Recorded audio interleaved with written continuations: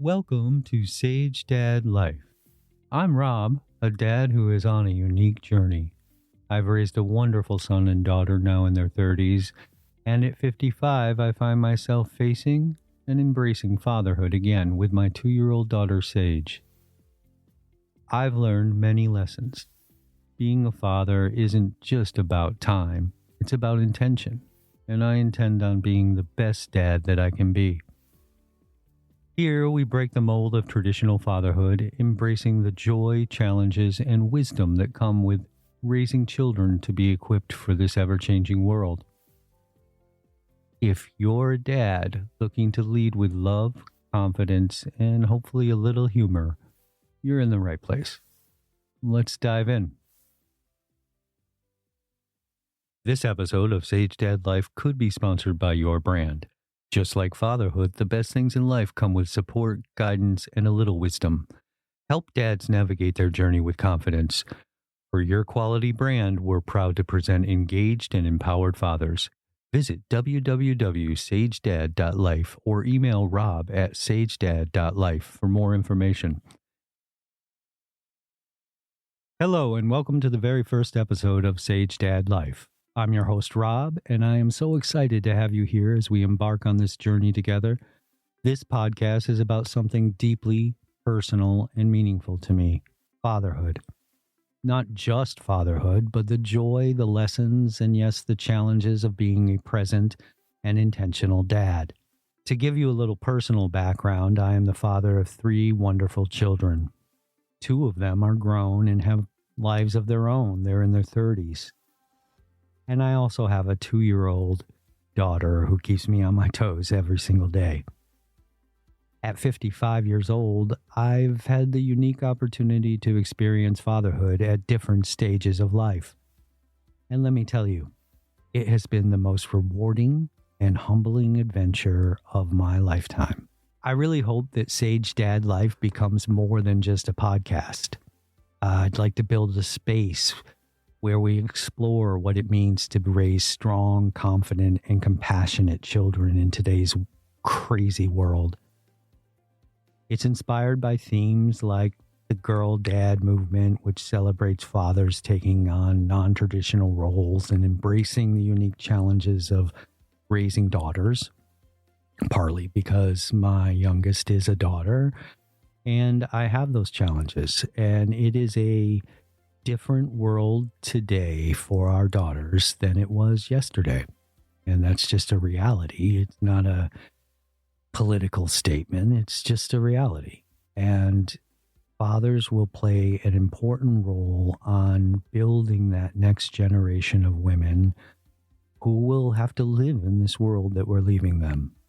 I hope that from this you can expect practical tips on teaching life skills and independence, honest conversations about the joys and the struggles of parenting, insights into how to build strong father-daughter bonds, and most importantly, creating that legacy of empowerment for the next generation.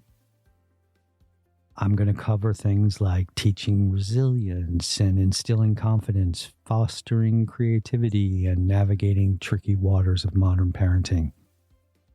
My goal is to share stories, tools, and inspiration that help us become better dads, ultimately better humans.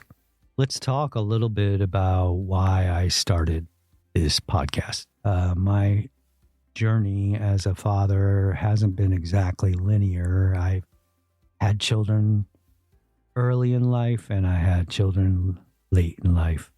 2 very different perspectives. When my older kids were growing up, I was very much focused on building a career, being a provider. While I was there for them and I've always wanted to be a dad, I've always thought I was a good dad. There were times where I wish I was more present, where the external factors of the world were more important than the internal dynamics of my family and just being real. With my youngest daughter, I have had this opportunity to slow down and really soak in the experience. This time around, I'm determined to be that dad who shows up, not just physically, but emotionally and mentally. I am all in. The real aha moment for me, I had a lot of aha moments, but when I started really engaging with my daughter and trying different things, trying different activities, I think that the idea that it was okay for me to spend an afternoon baking bread with my daughter, in fact, it was probably one of the most meaningful things that I did all week.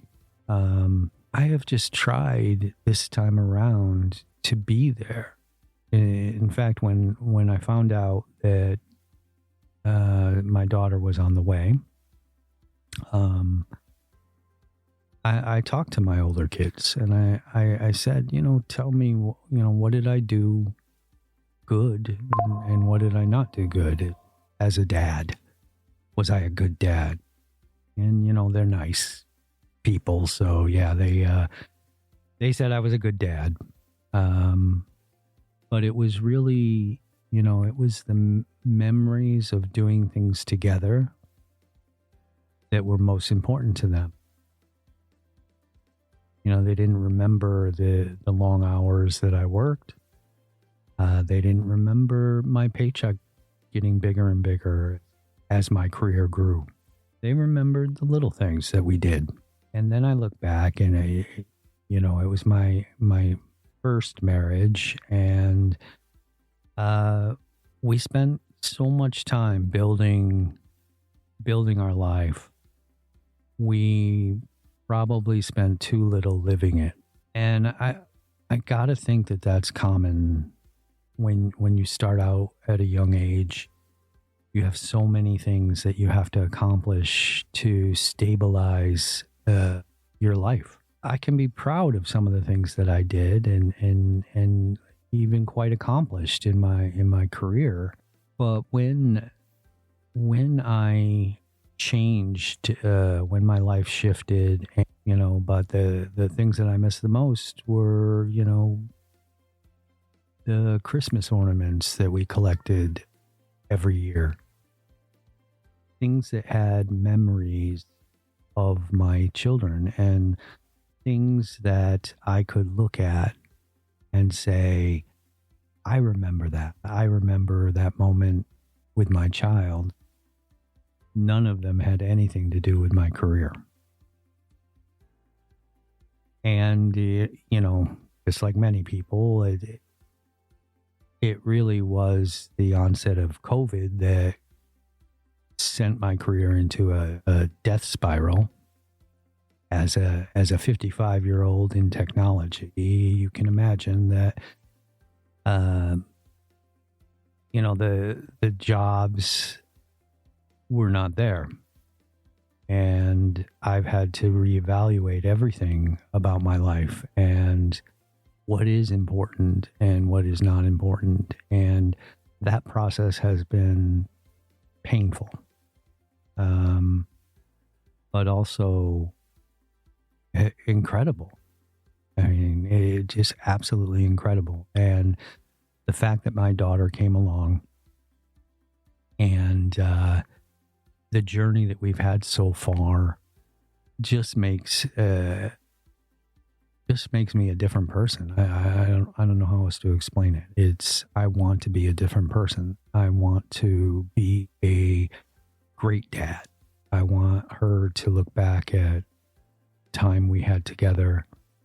I want her to measure every future relationship by the quality of love that I'm able to give her,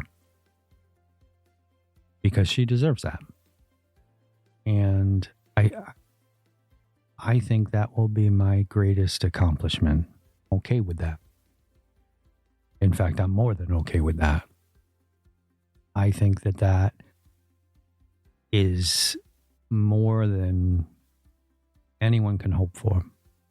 And I'm sort of done with the making money for other people and long hours and not because I'm lazy. I work very, very hard. It's because it's not worth it.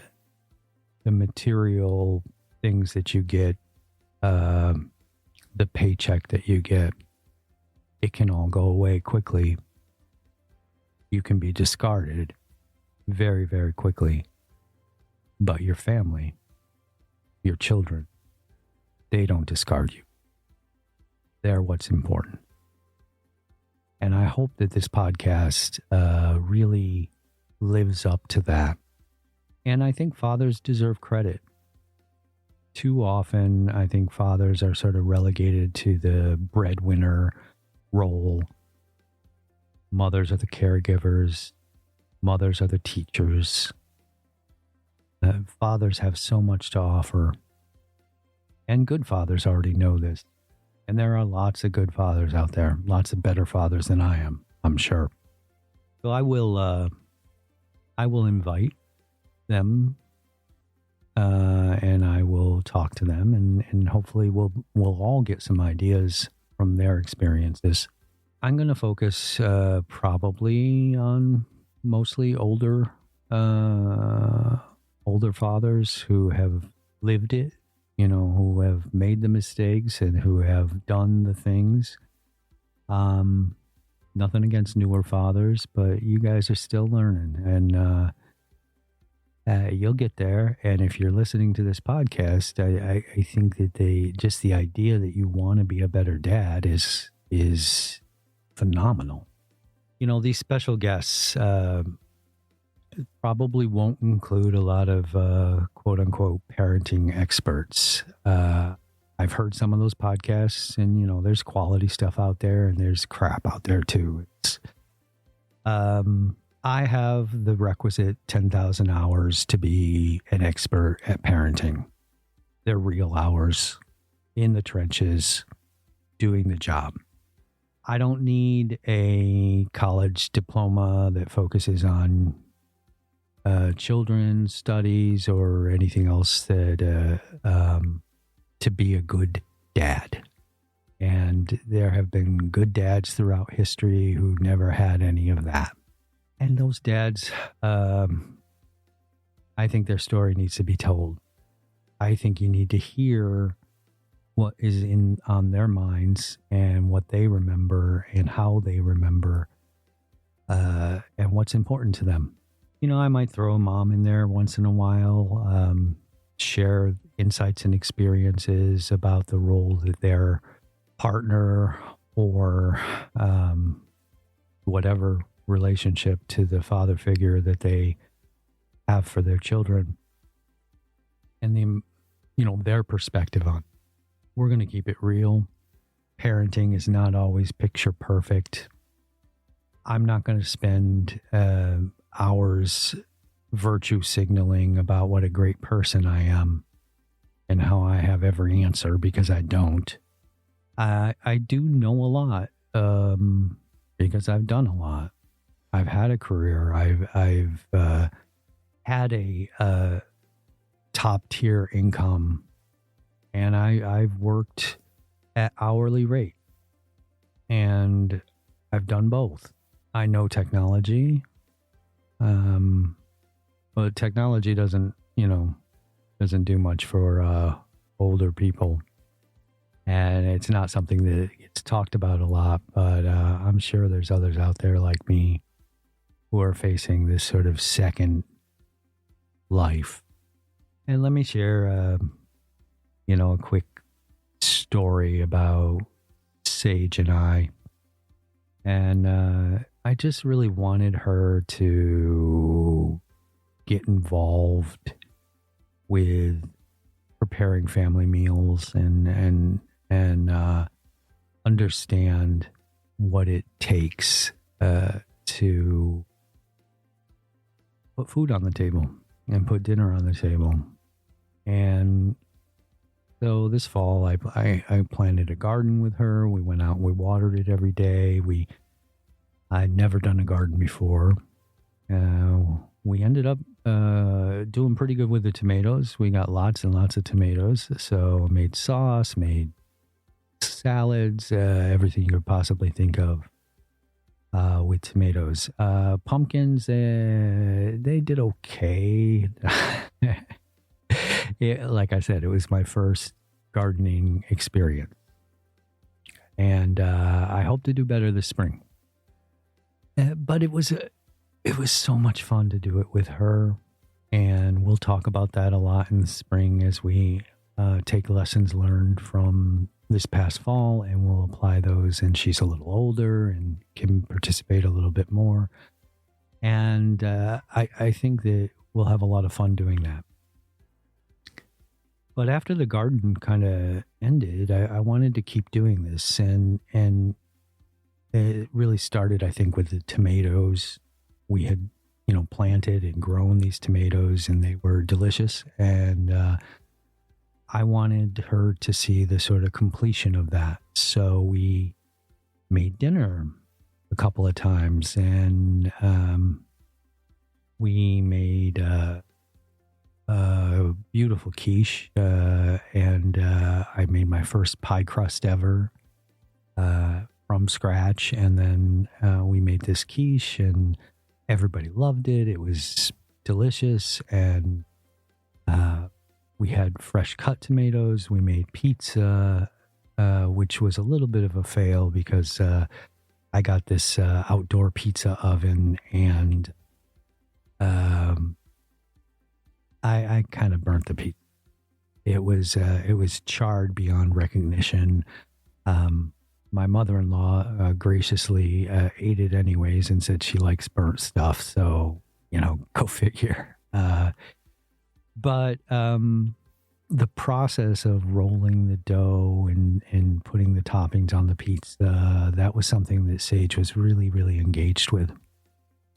And we just kind of built from there. And, we've been on this baking kick lately, and making everything from Amish pretzels to sourdough bread. And it has been just mind-blowing how much fun it is to do that with her. And so just looking at those activities, I thought, I want to share this with somebody, and I want people to have ideas and to do their things with their children. And so podcast born, I guess. And it's going to evolve, I'm sure. Like I said, this is the first episode, and I hope to catch your attention enough to get you to hit subscribe and to follow my progress as I get better and better at this. So one of the things that's important to me, I think, is that I try and have a guest with each of my episodes in some different perspective from another father, somebody who has lived their own truth and understands what it is to raise a kid. And these are just normal people. I don't have any particular pull with any star power, so you're not going to get, Taylor Swift's dad or anything like that, at least not right away, huh? And but you'll get your next door neighbor, and you'll understand, what they're thinking and what they're proud of, and what they wish they did differently. And maybe that gives you a couple of ideas on how to be a better dad. And that's not a bad thing. I think arguably men in general don't talk enough about this stuff. They leave the talking to the moms, or at least I did. Yeah, maybe I'm just old. Maybe this new generation is a lot more open about what they do. I think that would have done a lot for me.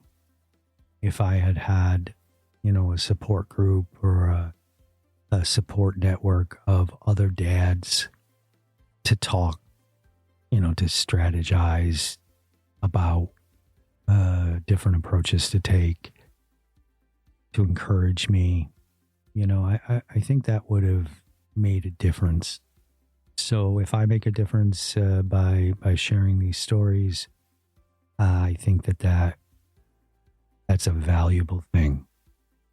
And I really hope that I do. And I hope that I keep it, upbeat enough to keep your attention. I'm always going to appreciate feedback. My email is rob@sagedad.life.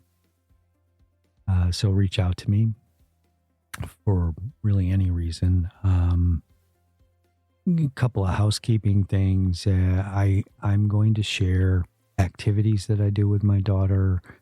I'm going to share some photos. But for the most part, you'll get the back of her head. I'm not here to hold her up as some kind of trophy and expose her on social media.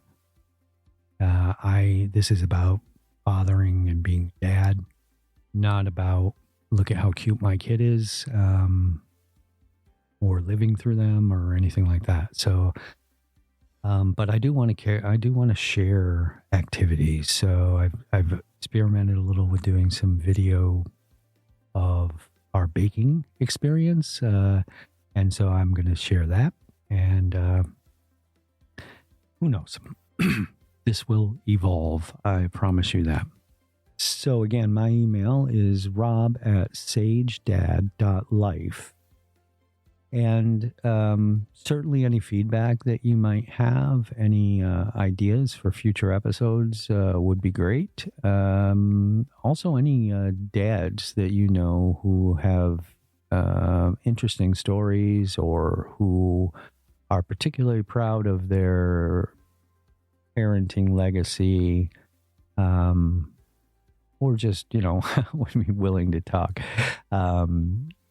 Certainly make an introduction, let them listen to the podcast. And if they're interested, reach out. And it's, again, rob@sagedad.life. I plan on doing, an episode at least once a week. I think consistency is important. And I think there's enough to talk about.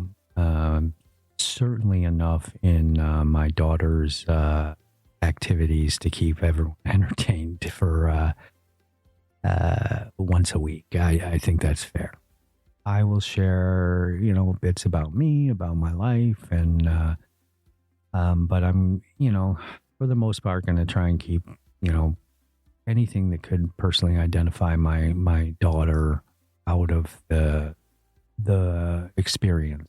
It is not her. This is my thing. The idea of sharenting, which is the new sort of thing where you just overshare your child.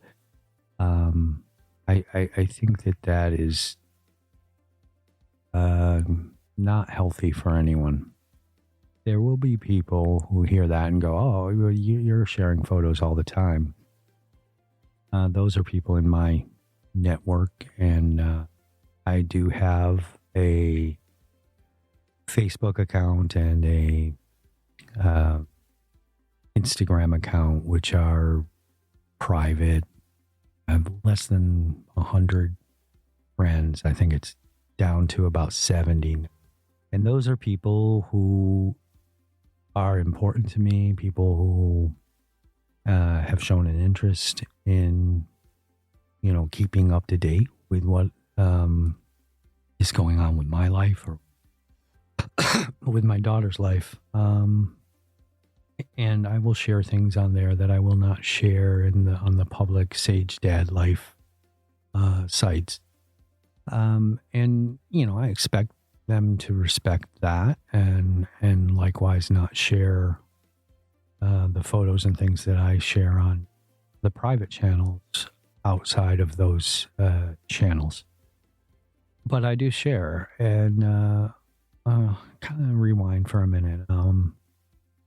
Let me tell you a little bit about when Sage was born. Sage was born about 2.5 years ago, and she was born early, a couple months early.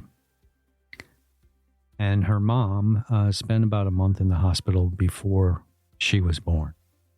She had this thing where your amniotic fluid leaks, kind of like the early water breaking. And so as soon as, they discovered that, she was in the hospital until she gave birth. And she was able to stay there for several weeks. And those weeks were critical in my daughter's development. And most likely my daughter would not have made it without that extra time and medicine, steroids to help her develop quicker. But she was born, and she was 2.5 pounds.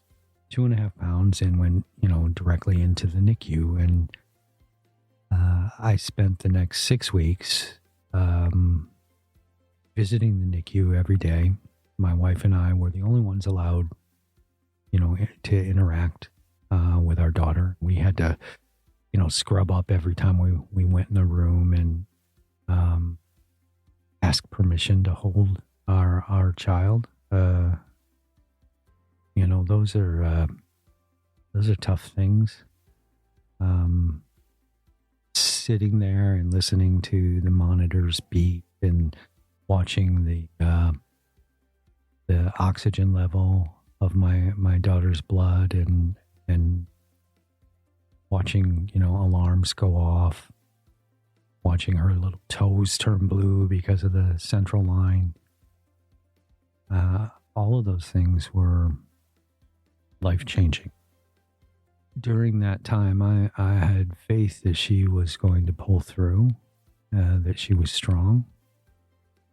And I also wanted to share this beautiful, beautiful little girl with my family, with friends, with my wife's family. So every day I would visit, mostly 3 times a day. I would go have my private time with her at about 4 a.m.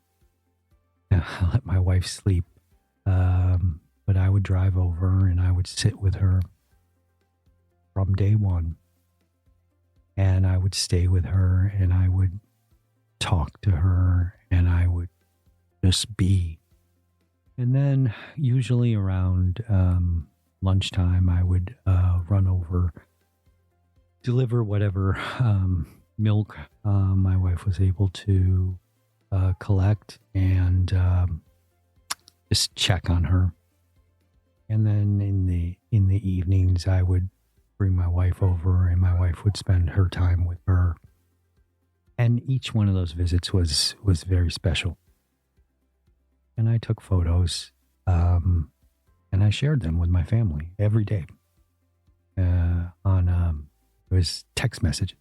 So I had this group, and I would just text new photos every day, and it became the way that my family got connected with my daughter.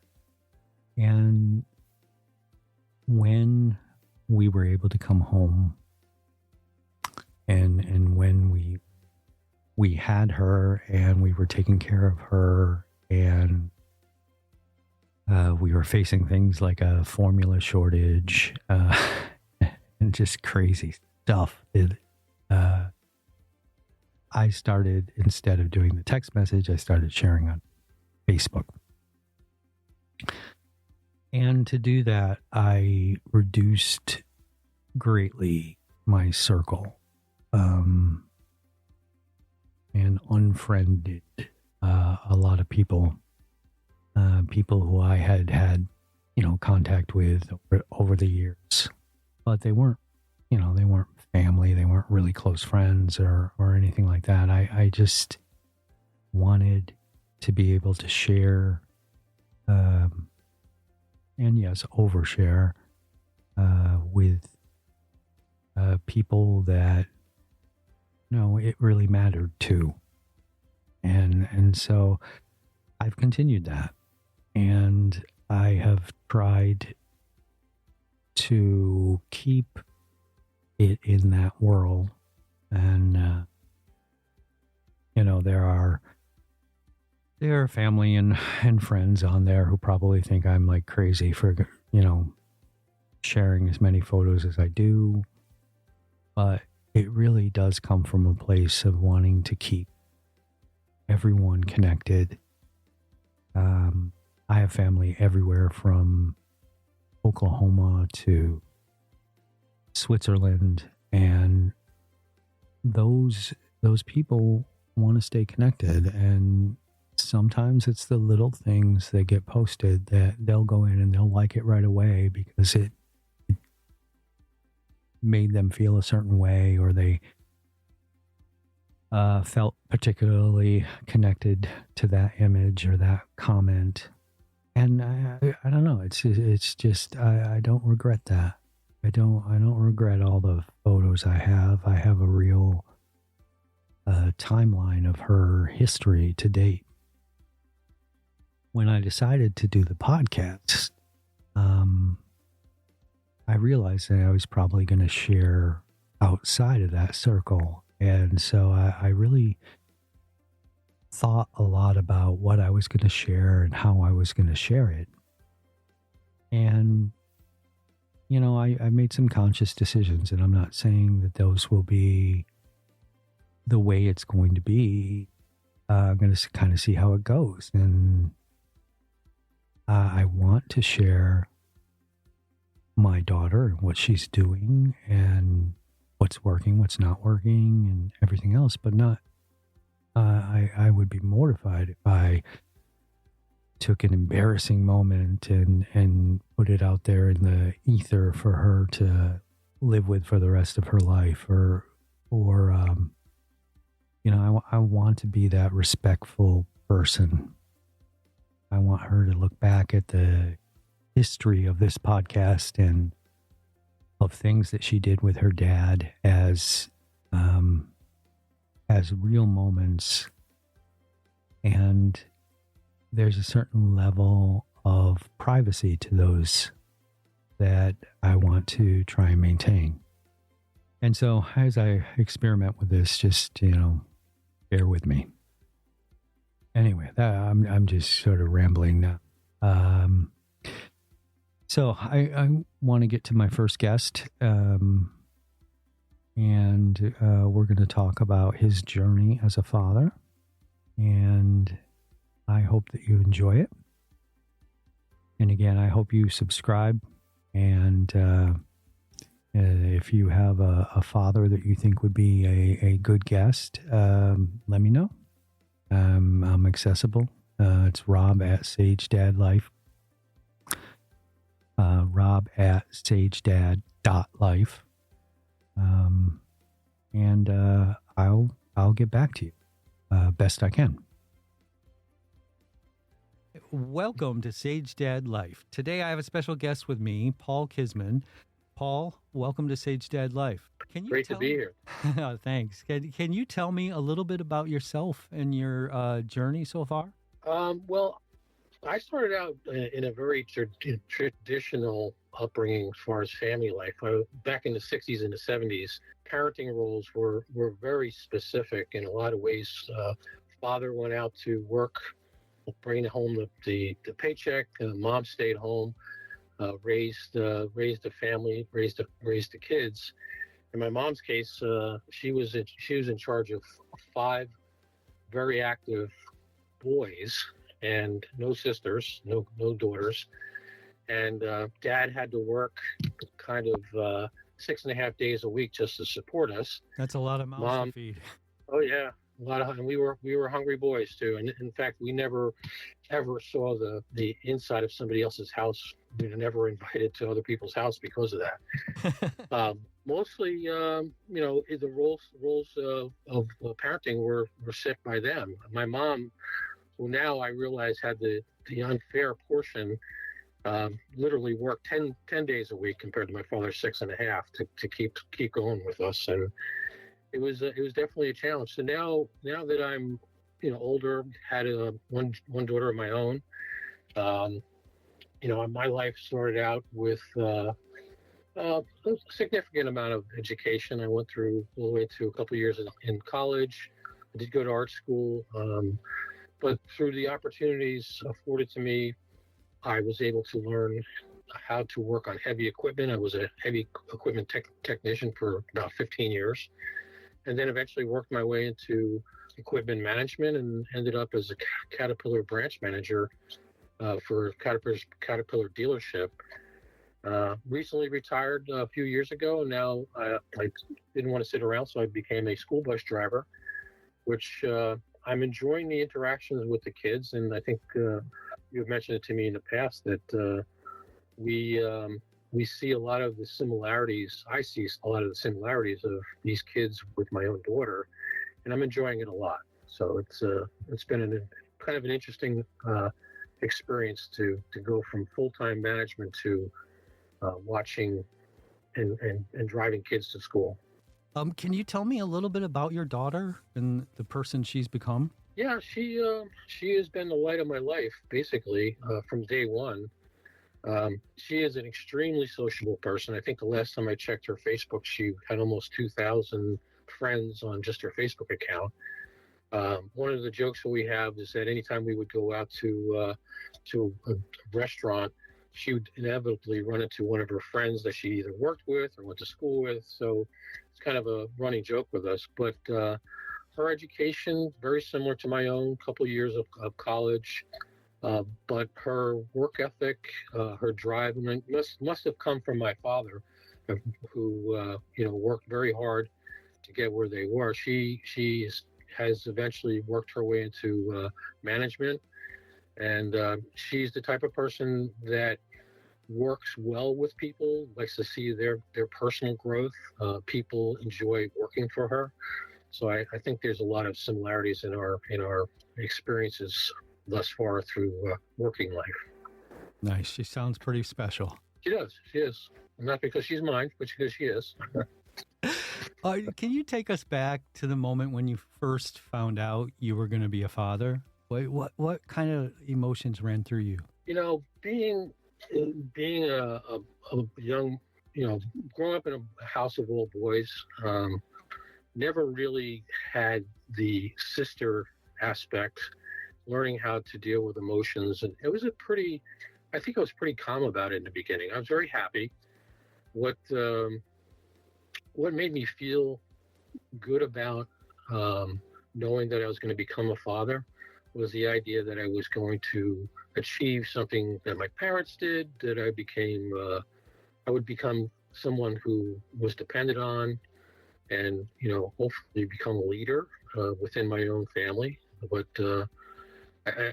that's pretty much what I remember. It didn't seem like there was this epiphany of, oh my God, what am I doing? It just seemed like a very natural aspect of life. Nice. Did you have any fears or doubts? Did you feel ready? Yeah. I mean, I was not young. I had my daughter when I was around 28, so it wasn't like I was in early 20s or even late teens. So I was ready. I was definitely ready and looking forward to it. Was there anything? You talked a little bit about the vision you had of what a father was and what you wanted to be. Anything in particular that influenced your vision? Well, I think the fact that my vision was of a traditional, what a traditional roles would be for 1960 and 1970. I saw my dad working a lot of hours, bringing in a lot of the paycheck, come home and just basically be dead tired, eat his dinner and go to bed. Whereas my mom was the sole center of the family. I looked at it as, well, there's something seems to be wrong with that whole setup where, one parent has to be almost, absent in a lot of ways. So the do's that I learned from him was to, to work hard and support your family, but the don'ts were try to be more involved. And that's, I think, my success is, and going into my relationship with my own daughter, is that I was very active in her life. Nice. What was the biggest change in your personal identity when you became a dad? Well, I went to somebody who only cared about themselves to a great extent, to becoming a person that looked upon the responsibility and as being a protector for my daughter. The cliche of you would take a bullet for somebody, that's exactly how I felt. And, it wasn't something I felt before becoming a father. I cared about my mom and, probably would do the same, but openly I felt I would protect her to the extent of my own life. Yeah. Can you share just a moment from early childhood where you really felt like you were stepping into a brand new world? Yeah, and I think part of this is my early upbringing. Again, being a family of all boys and having a lot of guy friends that we used to hang around with, and playing baseball and doing what boys do. My biggest thing was that my perception of what girls were and who women were very narrow, to say the least. And I have to say that a lot of it was because of the influence of media at the time. I hate to say this, but stolen magazines from one of my friend's father's collection of mailings definitely had made me think of things in a different light. So one day when I was pushing a shopping cart with my daughter in the supermarket, Christy was sitting in that seat on the front or on the top, grabbing candies out of the, trying to throw them into our grocery pile. I looked at the magazines, and I looked at it and I saw, Popular Mechanics, Field and Stream, magazines that were slated for men and boys. And then I saw the other side of that, what Christie's magazines were. And they were magazines that, how to make yourself beautiful to attract a man, and how to, what fashions to wear. And a lot of magazines had sexy covers on the and I'm thinking to myself, wow, my daughter's not going to have the same influencers that I did when I grew up. And that was very eye-opening. Mm-hmm. And it. You feel like it's gotten any better? Today? Yeah. No, today. I don't. Yeah. I don't. I think people are more aware of it. I think it's more out in the open. But quite frankly, not to get political, but I don't see it having a positive effect yet. Yeah. And it's been a long. How did becoming a father change kind of your day-to-day life, relationships, priorities? Obviously, she became a big priority, but it had to change the dynamic of day-to-day living. Well, I think my own maturity was an issue, but my feeling to be her protector was so strong that it clouded my ability to parent the way probably I should have 100%. Not to say that she turned out wonderful. It's like I said, in spite of me, but I remember that her mom, who is now my ex, we did not have a united front.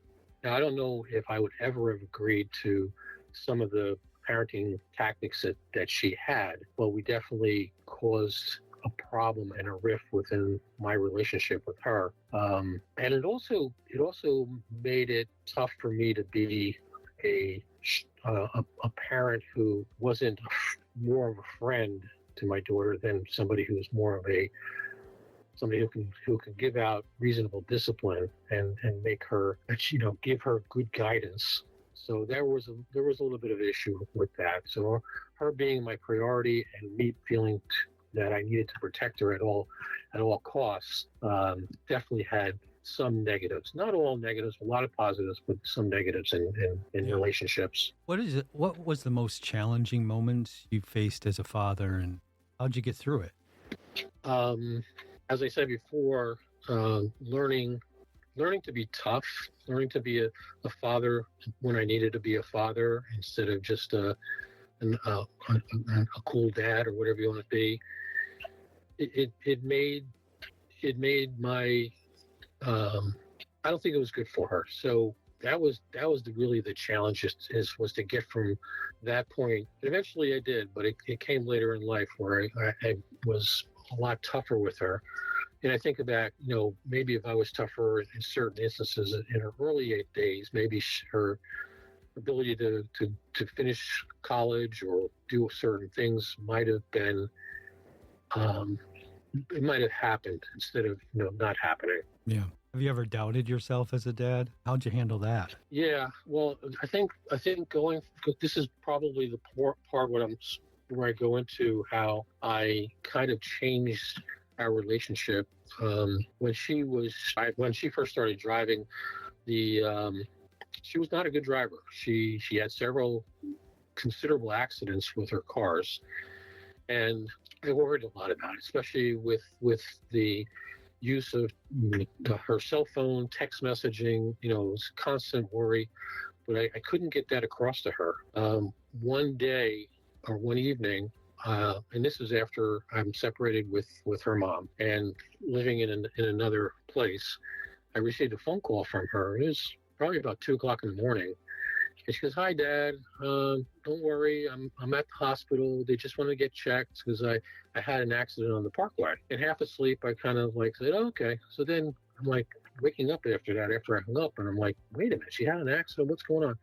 Fortunately, she called back, and I asked her a little bit more probing questions. I said, "Christy, what happened?" She goes, "Well, I kind of rolled the car on the parkway." I'm like, "What?" So then I ran up to Overlook Hospital, and I was just seeing her with her mom, leaving the hospital, and I asked her about it. She seemed to be okay.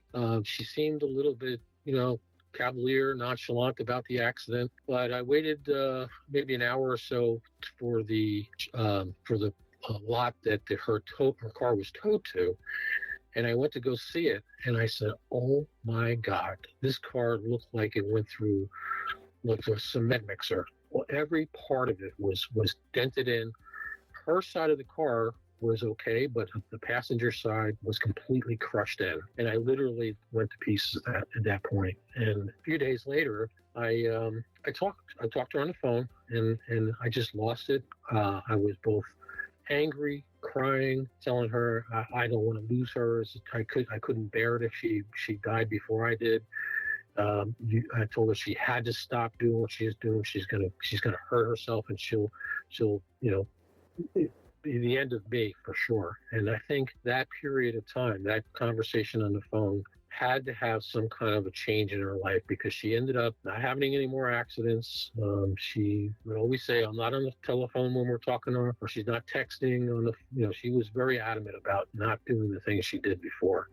Which, by the way, she told me that she had the accident because a big plastic bag blew across the road and she avoided it. And when I actually went to her car, I found her cell phone, and at exactly the same time that the police call went into police call was exactly the same time she was texting. So I knew she wasn't. And I confronted her about it, which she didn't deny. Yeah, that's every parent's worst nightmare. Yeah. Glad it worked out and kind of snapped her out of that. These unexpected struggles, they come up a lot as a parent. How have they shaped you as a father? Well, they made me understand where I was, my lack of maturity. I think not having sisters, not understanding, what give and take there is. With being with all boys, you basically punch your brother in the arm and then you go play baseball later. But dealing with relationships and that is something that I needed to learn how to do. And my first reaction was to baby her and to have her be my daddy's little girl, and it was a wonderful thing. But being tough was that was the biggest struggle I can recall. Yeah. It still is. It never ends, does it? No. No. Who has been your biggest mentor or anyone who kind of guided you through fatherhood, and how did they help you? Well, I think my father was my biggest mentor, along with my mom. Not on necessarily fatherhood, but family and things like that. But my father's hard work ethics was, undoubtedly he did that out of love. That's the way he was able to really show his love. The unfortunate part of that is that he was not around enough. But when he was, his level of patience for us was astounding. He just, when he did get older and could free us time up, my younger brothers benefited a lot from his being there. He was a parent that was always there when he could be, even if he was dead. Did he share any advice or wisdom that had a significant impact on you? Not sharing verbally, because he was a very quiet man. He didn't have a lot to say. In fact, there was times when I remember riding in the car with him when usually there's a gaggle of kids in the car, but this one time he and I was sitting in the front seat and he was driving, and I felt like I was with a stranger. We had nothing to say to each other. I didn't know how to talk to him. It wasn't until later in life that he started to open up and talk about things and family and things that I didn't even know that he had his own troubles. I thought Dad was Superman and just could do anything. Yeah. Have your kids ever surprised you or sort of become your mentor in some way? Well, that's a good question, because Christy has, over the last 7 to 10 years, has become more and more involved with my life, and kind of being my reminder to make sure I go to different doctor's appointments, or when it came to family issues that I might have with my own brothers or whatever. She would be the one I would tend to call, and she would give me the advice that so it made me feel really good. And even when she was talking about, while I was working full time for Caterpillar and going through my own struggles, she would be very supportive, and I would do the same for her in her role. So we basically were mentors for each other. But it was amazing how much she turned into a very good mentor for me, and it was just wonderful to see. Yeah, that's great. When they start teaching you things and pointing you in the right direction, it's a pretty amazing feeling. Yeah, anytime I need help with my Apple Watch or Apple phone, things like that, she's always there too. So I should have thrown that in too. That's awesome. Have you ever experienced a moment in fatherhood where you felt completely lost or just overwhelmed? How'd you find your way back? I would say not really. I think that I always seem to have a very high confidence level of things, that things will always work out the way they do. Obviously the time when my daughter had the accident, that was pretty trying, and it made me feel lost. And the fact that my relationship was strong enough with her that I could actually, express how I felt. And that's probably the only time. But for the most part, my bond with my daughter has always been rock solid. So I never really felt like I had to make my way back. I just needed to sometimes get aggressive or get tough, and that's kind of where it landed. Yeah. How about a really tough decision you had to make as a dad? Any of those pop up? Yeah. When my ex and I were not, I don't think we were suited to be married together from day one, but from a very early age, I knew Christy's small enough to be rocked on my shoulder to fall asleep small. was I realized that this was going to be tough. This was going to be tough because, of the vastly different lifestyles and how we viewed family, and the family that I came from compared to where she came from was very different. And when it was more like when Christy was like 16, almost 17 years old, is when her mom and I decided to split. That was a tough decision because I knew, especially back in that time, fatherly parental rights were not as strong as the rights that women had, and I didn't want to lose the time I had with Christy from that time going forward. Fortunately, Christy was already starting to, have a life of her own friends. And when we did split, I ended up getting an apartment, which was about a mile away from the house. The apartment had a room dedicated for Christy when she stayed over. So I was able to keep a lot of good contact with her. And plus, I was also very much involved with any activity she had, what she did with school. I was always there, but she needed a ride somewhere before she was able to drive herself. I would always be the parent to take her. Mm-hmm. So how do you handle the weight of the responsibility that comes with shaping a child's life? Is there anything wisdom you can pass on in that regard?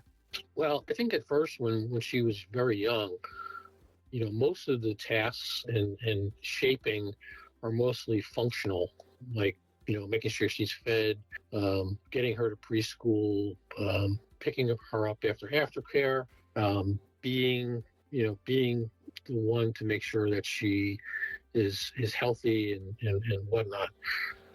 Where the challenges came is when she started to be a teen, and I became obsessed with making sure when she was at a school activity or needed a ride somewhere that I was going to be the one there. I would read stories about, these horrific accidents that happen at school events, and I wanted to be the guy outside that would run into a burning building and make sure she was going to be safe. I would look and basically look into the doors and windows of schools and things like, just to make sure she was still there. And unfortunately, a lot of her friends used to kid her about me being a stalker dad, but I just couldn't be anywhere else.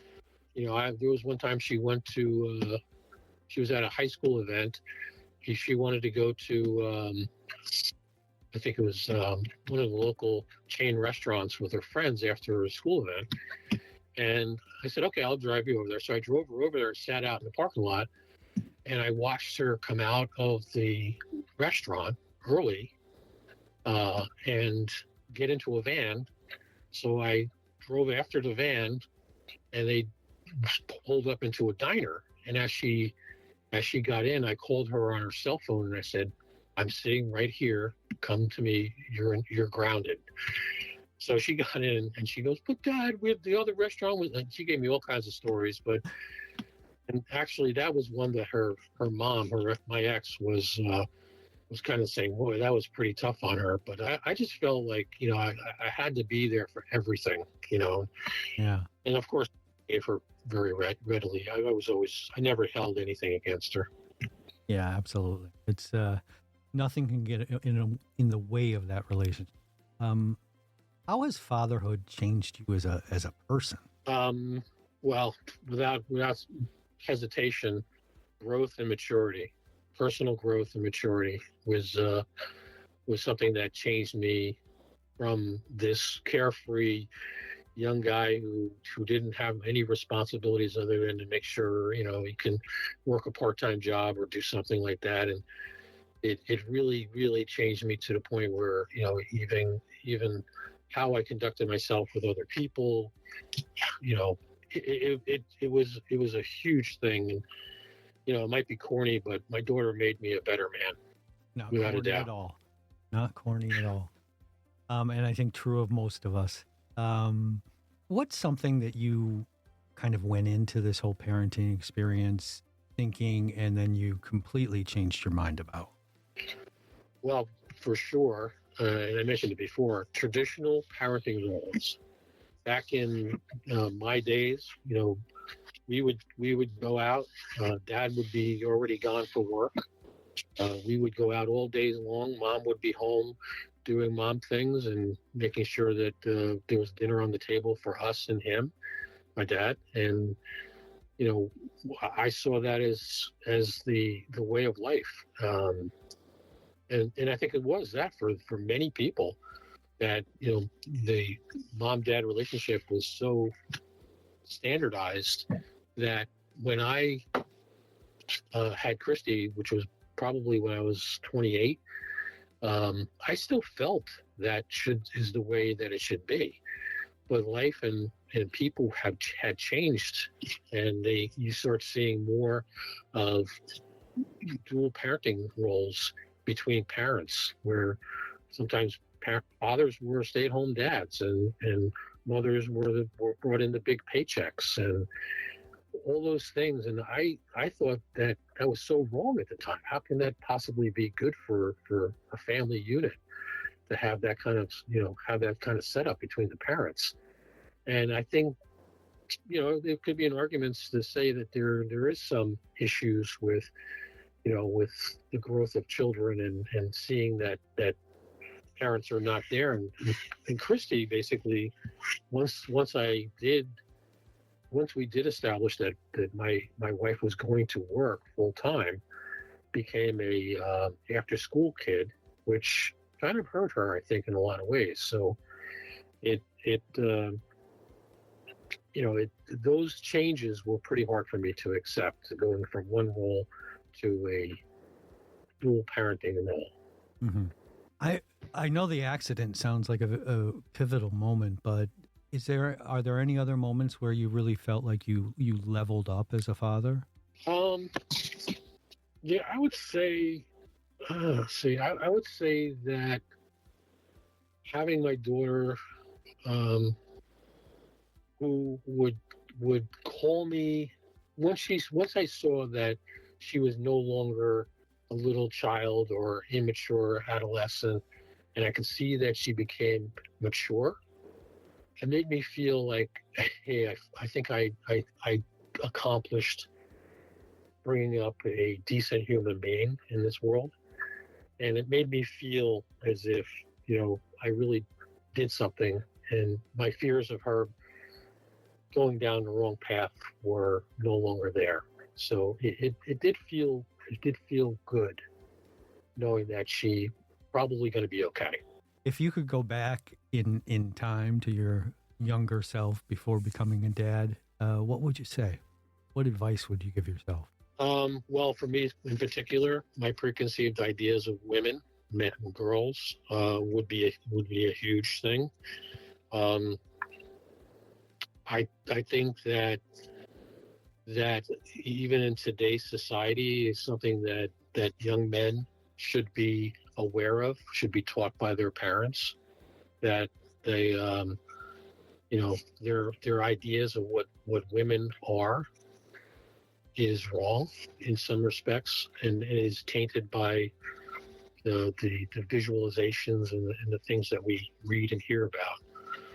And I think that one of the major issues that, I think about some of the stories my daughter told me personally, how she, being a waitress one time, how, a drunk male patron would, grab her or smack her on the butt or something like that. And I'm like, oh my God, this is happening today. It's just very sad to hear that. And from what I'm hearing from other women, including my current wife, is that this is very common, and I don't think a lot of men understand that. So we need to start changing how we look at things like that early on in a young man's life. Absolutely. And I struggle with this a lot myself, but when you think about how your children are going to remember you, what do you hope that your children remember most about you? I want Christy to remember that.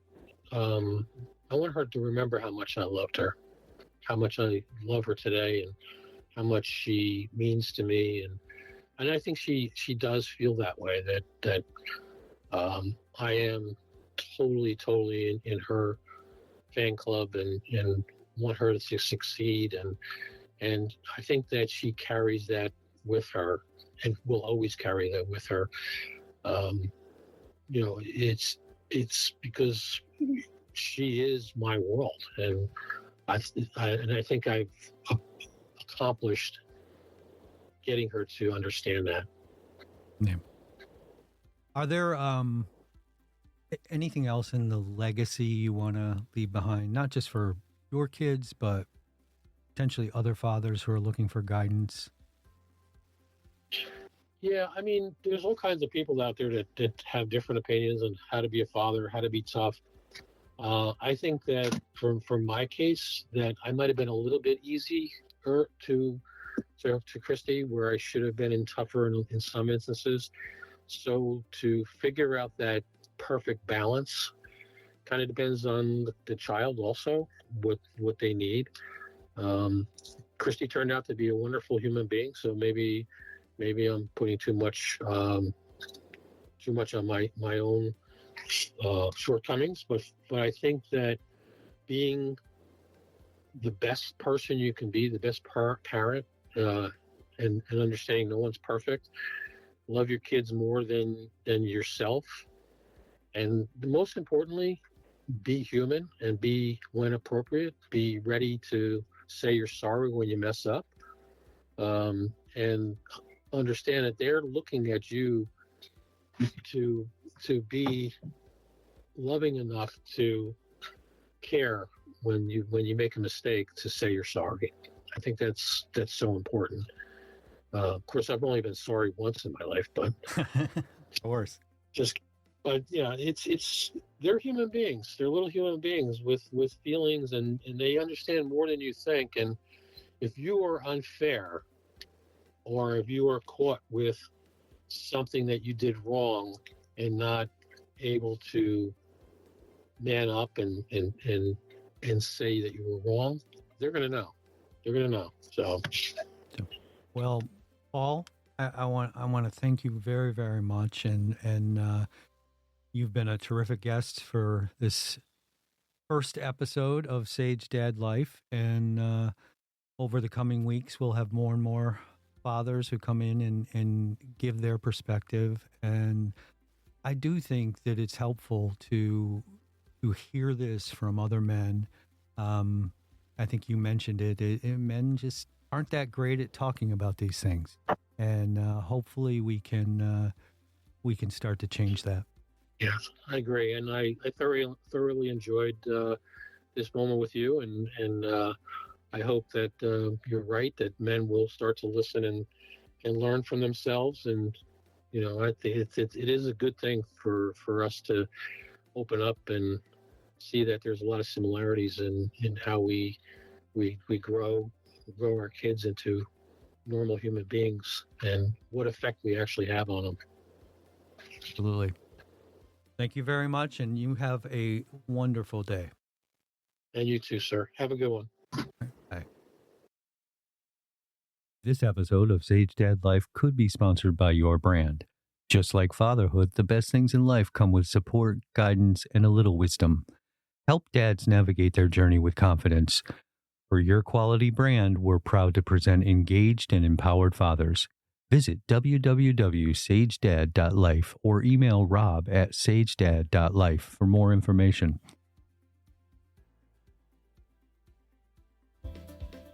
There is something truly special about reading to a child. It's more than just words on a page. It's laughter, connection, and the little moments that turn into lifelong memories.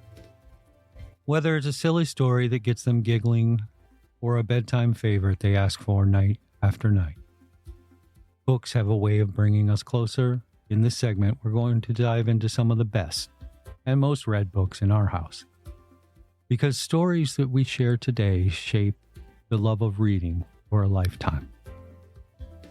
The first book I want to talk about today is the Wonkey Donkey. Song and music by Craig Smith, illustration by Katz Cawley. It was the very first book that Sage got. She got it from Grandma, And let me tell you, I must have read it 1,000 times. And you know what? It never gets old. Every single time we laugh, giggling at the silly rhymes and that goofy, ever-growing description of the donkey. The best part, on about the 1,000th read or something, I finally paid attention to the credits and realized that it's actually a song. Quick search on Apple Music, and boom, we found it. And I saw a donkey, how I only had 3 legs. He was a wonky donkey, wonky donkey. Okay, a lot of fun. I will tell you, Sage loved it even more with the music, dancing along as I tried to keep up with the tongue-twisting lyrics. And the book is just pure fun. One of those rare gems that kids adore and parents don't secretly dread reading over and over. If you haven't read The Wonky Donkey yet, grab a copy, get ready to laugh, and maybe even sing your way through it. Another regular in our house is The Grumpy Monkey by Susan Lang. Grumpy Monkey is delightful, simple. It tackles the important topics of emotions in a way that it's both relatable and appropriate for toddlers. The book follows Chimpanzee, a monkey who wakes up feeling grumpy for no particular reason. Despite his friends' attempts to cheer him up, Jim insists owning his feelings, and even when they make him uncomfortable. This book really introduces that idea that emotions can just happen. They don't always need to be explained or fixed right away. This is an important concept for young children who are just beginning to navigate the complex world of feelings. It helps normalize emotions like anger, frustration, sadness, and reassures kids that it's okay not to be happy all the time. The illustrations by Max Lang enhance this story and are absolutely beautiful. The face expressions, you'll see the photo from I posted on the blog where all I did was ask Sage, make a grumpy monkey face, and she did it immediately. She knew exactly what that was, and it was perfect. I love it. Grumpy Monkey is a fantastic tool for helping toddlers begin to understand emotions in a general, gentle, age-appropriate way. It's, I think, a must-read. And it fosters a really sense of empathy and self-acceptance, and highly, highly, highly recommended. Thanks for joining me on Sage Dad Life, where we embrace the joys, challenges, and lessons of being a present father. If today's episode resonated with you, share it with another dad, a parent, anyone who needs a reminder that the little moments matter most. Don't forget to subscribe, leave a review, connect with me on Instagram, Facebook, and X, or visit the site at www.sagedad.life. Email me at rob@sagedad.life. I would love to hear your stories and experiences. Until next time, keep showing up, keep embracing the journey, and most of all, keep making memories that'll last a lifetime. See you next week.